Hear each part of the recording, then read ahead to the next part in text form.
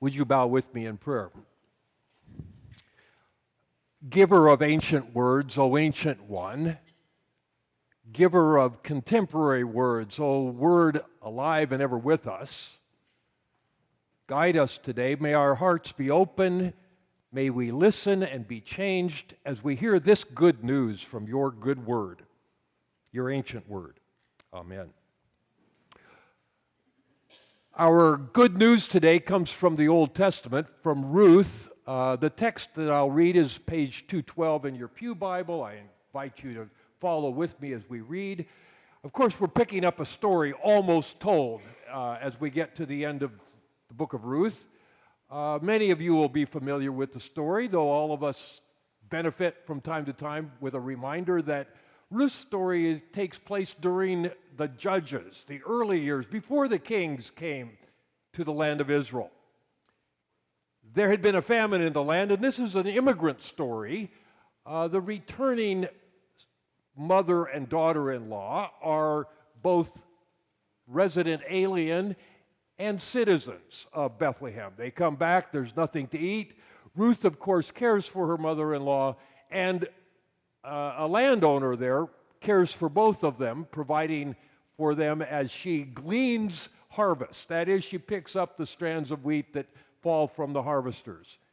And they survive and even thrive through a little female shenanigans. Ruth and Boaz end up at this moment in the story where Boaz accepts Ruth's proposal for marriage. Here we are. Ruth chapter 4, verses 9 and following. Boaz said to the elders and all the people, "Today you are witnesses that I have acquired from the hand of Naomi all that belonged to Elimelech and all that belonged to Chilion and Mahlon, and I have also acquired Ruth the Moabite, the wife of Mahlon, to be my wife, to maintain the dead man's name on his inheritance, in order that the name of the dead may not be cut off from his kindred and from the gate of his native place.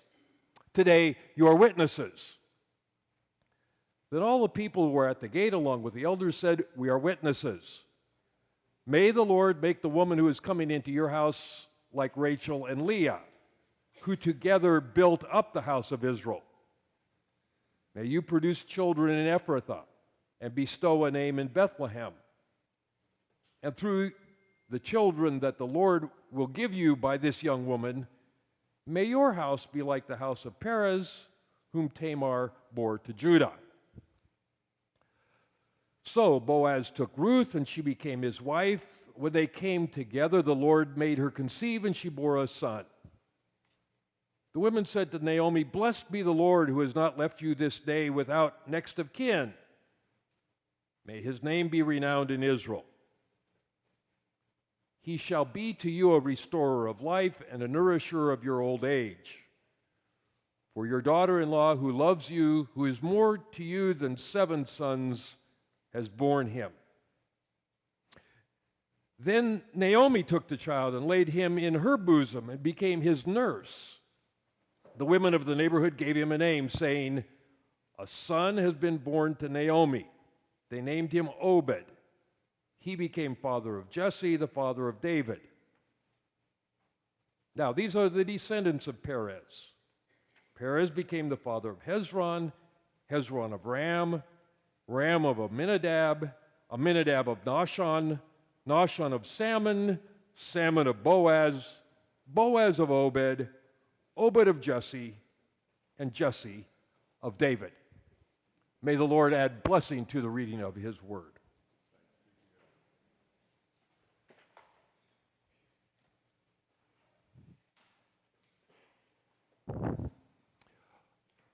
We're in a series here of stewardship.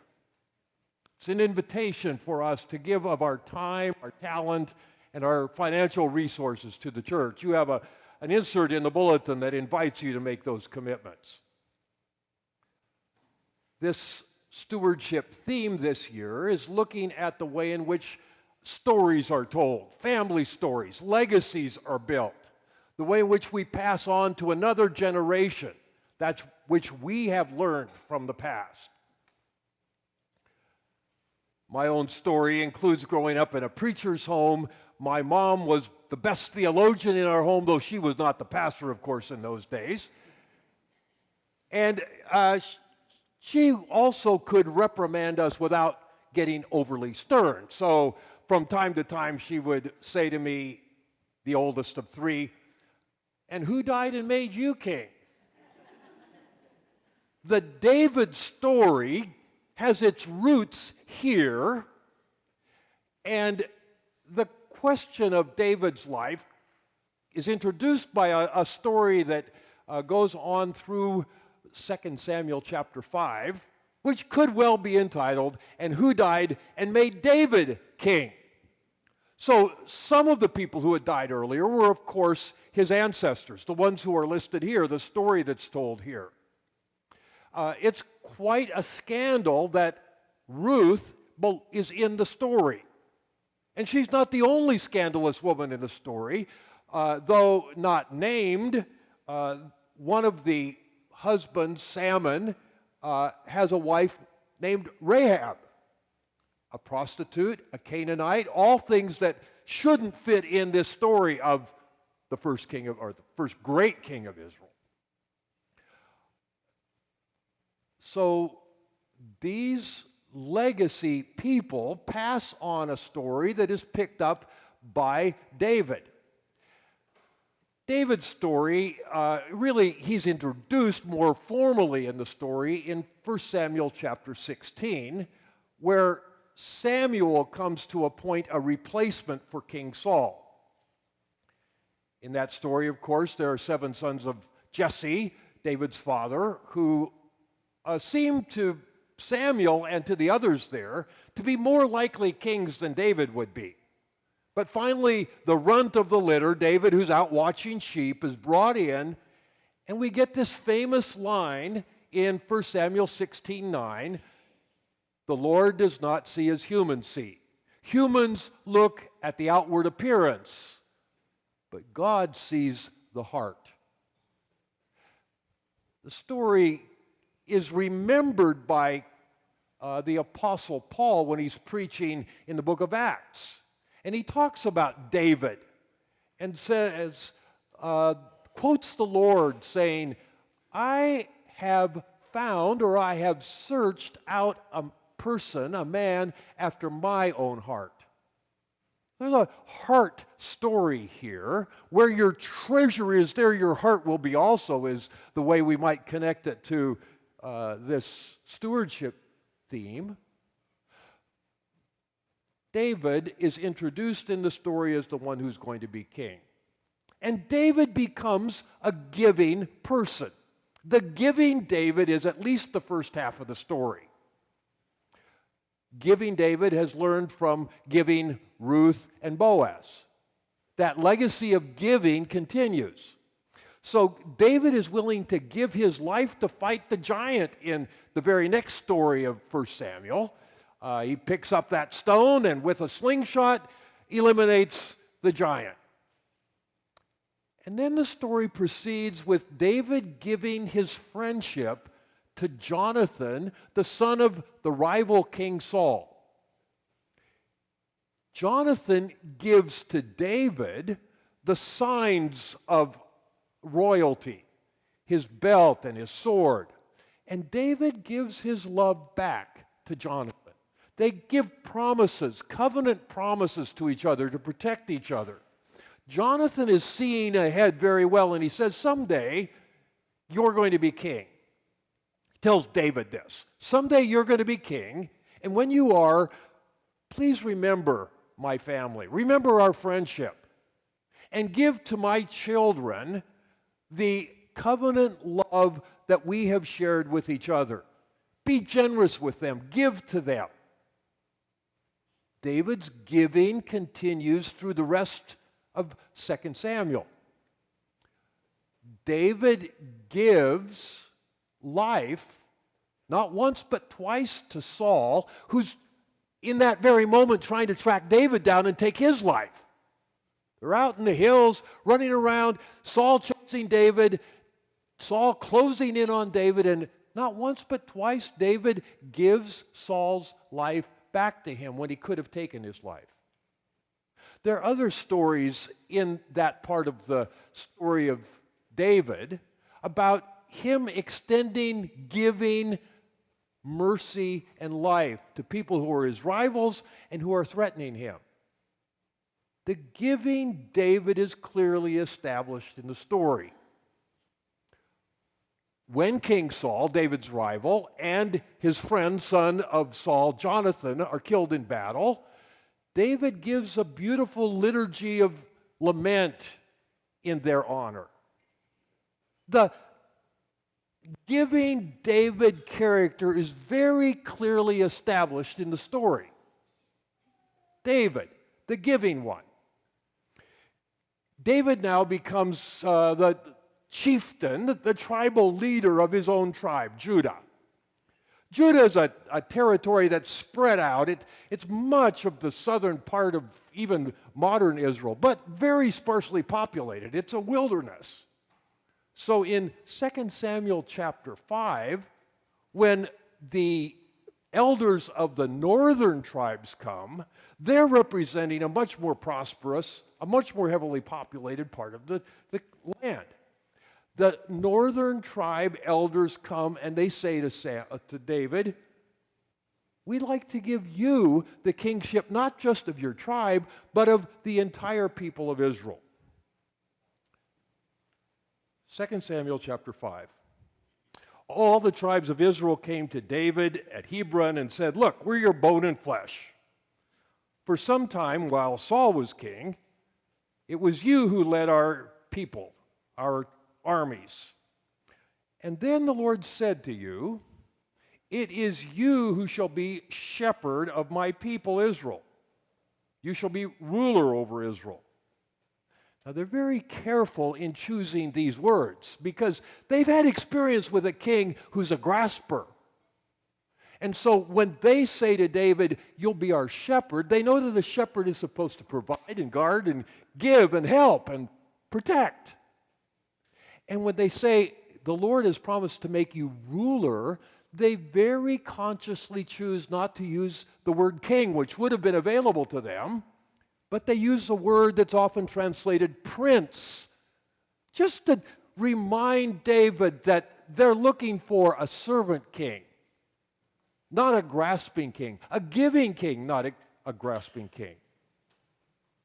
So all the elders of Israel came to the king at Hebron, and King David made a covenant with them before the Lord, and they anointed David king over Israel. Now, there's a whole policy manual written into this word covenant. The word covenant reminds David and all the people of the law of the king that's written out in Deuteronomy chapter 17, verses 14 to 20. Okay, I know I'm an Old Testament prof, and I'm just throwing all these old references around to you, but capture this. Deuteronomy 17 has the law of the king. 3 things that a king cannot do: accumulate, grasp. 3 things: wealth, weapons, and women. Shall not accumulate many horses and chariots. Those are not used for Saturday afternoon races at the arena. No, horses and chariots are tanks and Air Force equipment. Not accumulate much wealth, silver and gold. That is grasping, because the only way you get silver and gold is through taxes. And, oh boy, here's another part of the story. In 1 Samuel chapter 8, when Saul becomes king, Samuel, who is the king anointer, is very unhappy about this, and he tells God, and God's also unhappy, but says, give the people what they're asking for. Just remind them about the administration of the king. Now here I'm just obligated to dip into a tiny bit of Hebrew to help you understand what this word administration is about. The word administration is mishpat, and it is almost always translated justice. And it's not justice that you get from, well, a couple of weeks ago I was traveling early in the morning in Kansas, and a deputy sheriff wanted to have a conversation with me, we decided together that driving the speed limit through all the little towns in Kansas was going to be a better idea. And I got justice from him. He didn't throw the book at me. Justice in Scripture is protecting the marginalized. Again, in the book of Deuteronomy, it says that God is a God of justice who makes justice for orphans and widows and loves undocumented aliens. These are code word for the people that are on the edge. So the king is called to do God's justice, but back there in that conversation between Samuel and the people, Samuel reminds the people that kingly justice is grasping. And there's a long list of all the things that the king will grasp from you. He'll grasp your children to do his work. He'll grasp your fields to feed his people. And he'll grasp all of your animals to be a part of his royal army. The king is, by definition, a grasper. So when the people make a covenant with David, that little word is pulling all these old stories into the present moment and saying, we need a king who gives, not a king who grasps. Now, why don't they just say that? Well, telling the whole story makes it a little more fun. You recall all of these things that are happening over time, and all of that is encapsulated in this moment when it says they made a covenant with David. They made a pledge, like we have in our bulletin here. A pledge to say, I want to be a giving person, not a grasping person. Something very complicated happens when David becomes king. This person who is totally God-dependent somehow becomes a self-accumulator. He grasps for power. What is it that's working in David that makes life so complicated for him? What is it in us that as we accumulate position, power, years, privilege, makes our life so much more complicated, so much more ambiguous? It was easy when we had almost no income to figure out how much money we should give to the church. Why is it so complicated now that we've got inheritance or stuff for our retirement set aside and all of that kind of thing? So much more complicated than it used to be. I don't see too many nods out there. Maybe the rest of you are all experiencing a much simpler life than I am. It gets complex, and we see it with David. Immediately in 2 Samuel chapter 5, David starts accumulating wives and concubines. Remember, he wasn't supposed to have many. How many is too many? Well, most of us married men would say a second wife is too many. We've got enough trouble with one. Not trouble, blessing, right? And at some point, however, David himself crosses the line, and he passes on to Solomon this idea of getting more and more wives, that is, making alliances with other nations, is a good idea. Solomon ends up with 700 wives and 300 concubines. When did he cross the line? Well, somewhere between 1 and 1,000. David probably crosses the line also. David starts working to accumulate power. When he grabs Jerusalem as his capital, he begins to identify the blind and the lame as the enemies of David. That doesn't sound godly, does it? And eventually, David goes to battle on his own without God's guidance, and the story says that he attacked the Moabites. Who are the Moabites? Ruth's family. His, great-grandmother's family.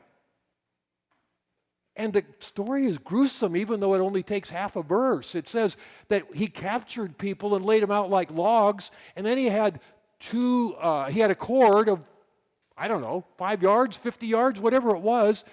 He would take 2 cord lengths, and those people didn't survive this event. And then he would take 1 cord length and let those people run for the hills. Where does David become this grasping person? And how does it affect his life? Well, at the very end of David's life, lying on his deathbed, he passes a blessing on to his son, Solomon. 1 Kings chapter 2. And you see both the giving and the grasping David in just a couple of verses. One last speech. 1 Kings chapter 2. David's time to draw near had come, and he says to Solomon, "Be strong and courageous." You ever hear that before in the Bible? That's God speaking to Joshua. "Be strong and courageous and keep the charge of the Lord your God. Walk in God's ways, His statutes, His commandments, His testimonies, everything written in the covenant, Torah, you're supposed to keep." That's the giving David. He's saying to Solomon, the way forward is to practice what has been laid out for us in the book of Deuteronomy, to be generous with the ones who are on the margins. That's the way your life should be oriented. And then notice this great shift. "Moreover, you also know what to do with Joab, my enemy, how he dealt with the 2 commanders of the armies of Israel. He murdered them. Act therefore according to your royal wisdom and don't let his gray hair go down to Sheol in peace." This is very Godfather-like. Rub that guy out. And he goes on and he tells other events like this that he's predicting. He's calling on Solomon to be a grasper of life instead of a giver of life.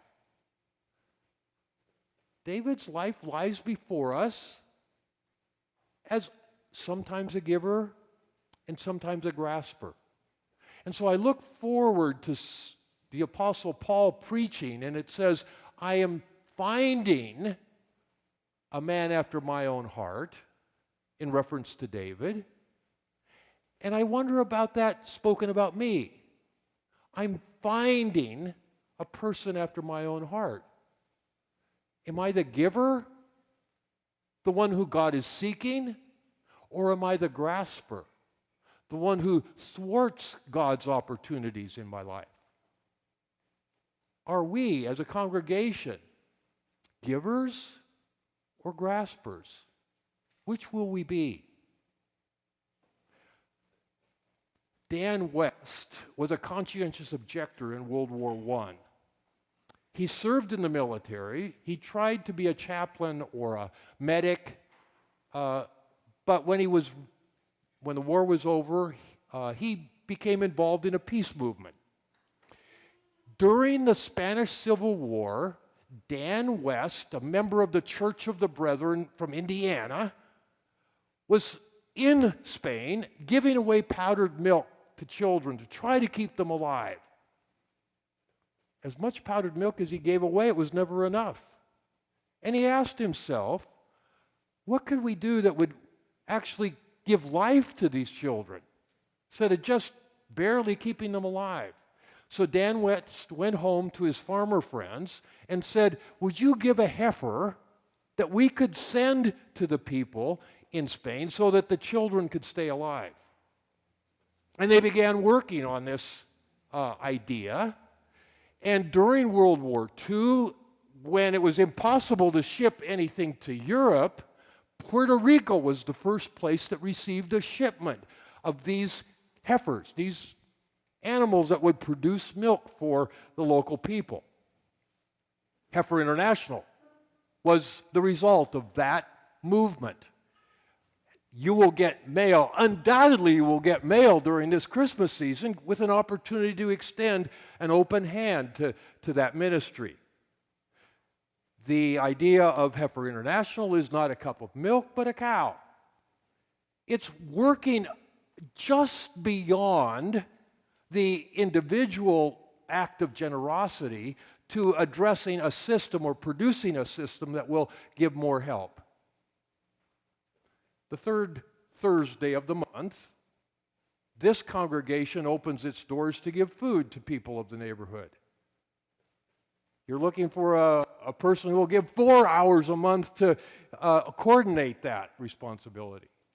We do the same thing. It's the second Thursday of the month at our church a couple miles away, and so this Thursday is our chance to hand out food. It's a good act. It's a sign of the fact that we want to be givers, not graspers. But it won't change the system. The same folks will come back next month and the month after. There's a call for us to dig deeper than just the sign of our action. Oh, it's a good thing. Don't stop handing out food. Don't stop having your hands open to give. But our call is to move beyond that, to think about ways in which the structures themselves can be addressed so that we can become more generous givers. So the invitation is before us today. Is there a way in which God is calling you to be a giver rather than a grasper? You know, I have the advantage of thinking about this sermon throughout the week as I get ready to speak to you. And over again, I bump into moments in my life where I'd say, okay, in this moment, am I going to be a giver or a grasper? Am I going to give right of way to that other car, or am I going to slam right in front of them? Giving or grasping? In my life in my home, am I a giver or a grasper in my actions with my spouse? Of course, we can keep going with these questions. But the invitation today is for us to say, I'm going to stand with the giving David, with the giving Ruth, with the giving God. My hands open, ready to receive the good gifts that God has for the purpose of being able to extend them to others. May it be so.